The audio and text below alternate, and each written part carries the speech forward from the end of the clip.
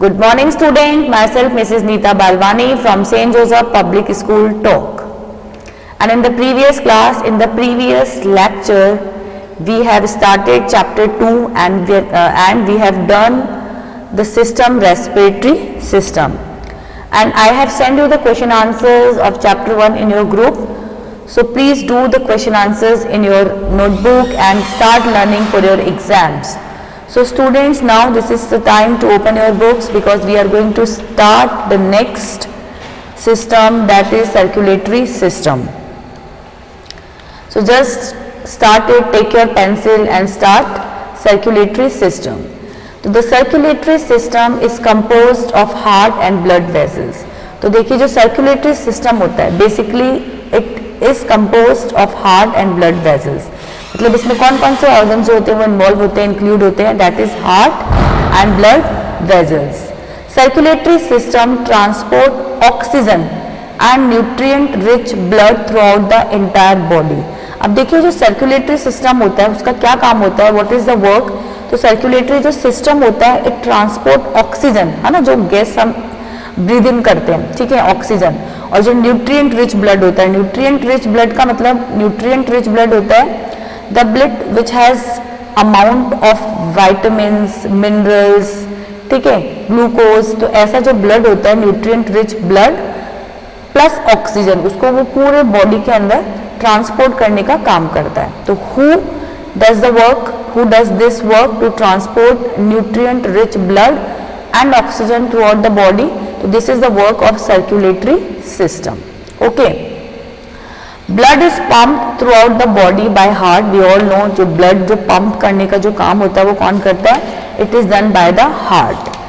Now there are two kinds of blood vessels connected to the heart, is arteries and veins. तो देखिए जो हमारा जो heart होता है उससे टू टाइप्स के, टू काइंड्स के ब्लड वेजल्स होती है, वो कनेक्टेड होती है. तो फर्स्ट होता है arteries and second is veins. Here you can see in the picture also, this is heart, this is artery and this is veins, and this complete is known as circulatory system.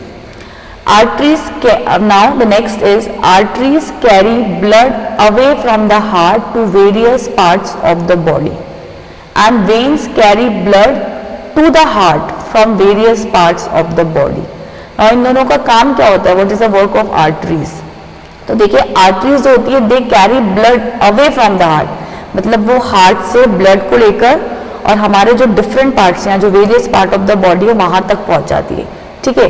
और veins क्या करते हैं, उस blood को वापस लेकर आती है, कहाँ पे वापस लेकर आती है, टू द हार्ट. और कहाँ से लेकर आती है, from the various parts of the body. मतलब हमारा जो हार्ट होता है वहां से ब्लड दूसरे पार्ट्स में पहुंचाने का काम कौन करता है, arteries.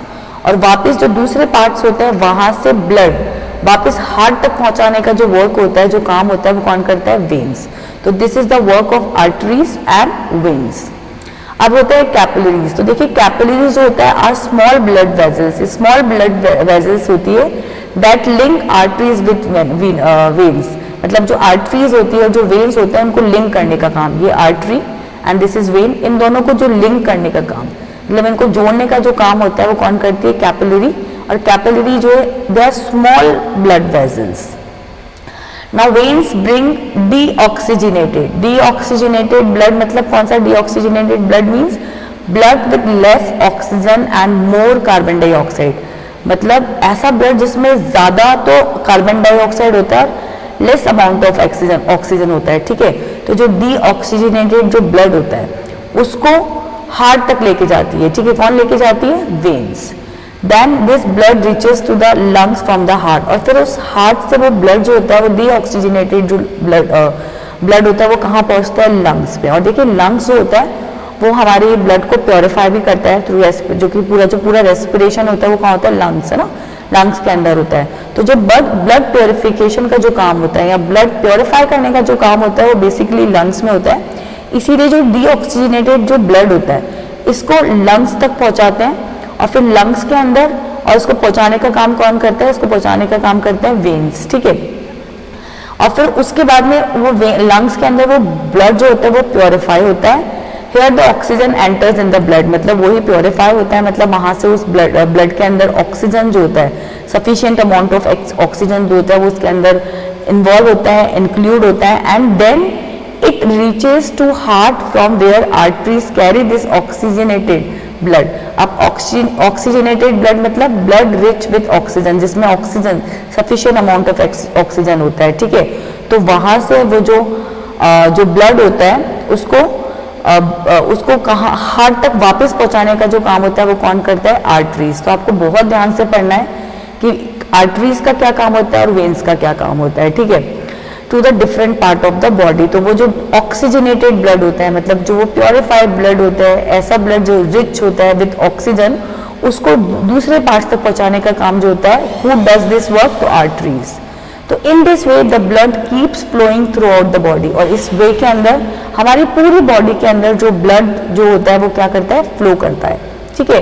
The largest artery in the human body is called aorta, ठीक है। और देखिए जो हमारी जो बॉडी के अंदर जो सबसे लार्जेस्ट जो आर्टरी है वो कौन सी है? एओर्टा है, आर साइलेंट इसमें aorta.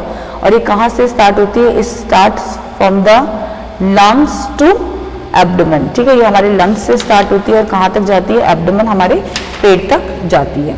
Sorry, it's not start from the lungs, it start from the heart. Heart से स्टार्ट होकर कहाँ तक जाती है? ये हमारे एब्डोमेन तक जाती है। Now the next topic is excretory system, but we will do in the next class because circulatory system is a little bit tough। तो आप एक बार इसको अच्छे से रीड कर लेना, अच्छे से इसको पढ़ लेना, and then if you have any problem then you can discuss or you can message on my WhatsApp number or you can call me so that there is any problem आप उसको मेरे से क्या कर सके, एक बार उसको डिस्कस सके। Till then, goodbye students, be safe, be happy, bye bye।